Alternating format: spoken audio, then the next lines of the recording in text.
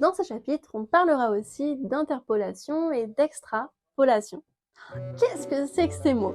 C'est tout simplement le nom que l'on donne à des méthodes pour estimer une valeur dans une série statistique. Pour les interpolations, on réalise un calcul à l'intérieur de notre domaine d'étude, et pour les extrapolations, on déterminera une valeur qui est en dehors de notre domaine d'étude.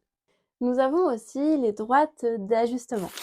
Dans cet exemple-ci, la courbe qui correspondait le mieux était une courbe dont l'équation était faite avec des logarithmes.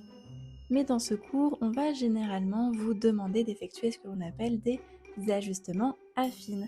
Et dans cette situation, on trouve des nuages de points de ce type, avec des points qui sont plus ou moins autour d'une même droite. Notre objectif sera tout simplement de retrouver l'équation de droite qui se cache derrière ce nuage de points. Ok, eh bien quand on a un nuage de points de ce type, on peut calculer ce que l'on appelle le point moyen. Bon, le point moyen, c'est très simple. Je prends tous les x de tous mes points et je fais la moyenne, donc la somme de tous mes xi divisé par le nombre de points. Je fais pareil pour mes y, la somme de tous les yi divisé par le nombre de points. Ainsi, je trouve les coordonnées d'un point moyen que l'on peut noter par exemple g. Et voilà, j'ai déterminé les coordonnées de mon point moyen. Quand on a un nuage de points mais qui sont plus ou moins alignés, on peut construire ce que l'on appelle une droite d'ajustement ou encore plus connue sous le nom de droite de régression.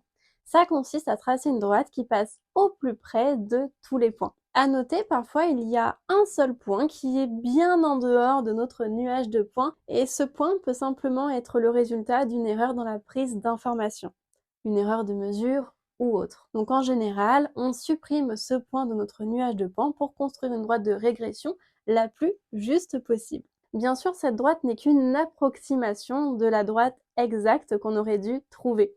En revanche, plus le nuage de points sera lourd, c'est-à-dire plus on connaîtra de points, plus on pourra être précis sur la position de cette droite de régression. Ça, c'est d'un point de vue graphique.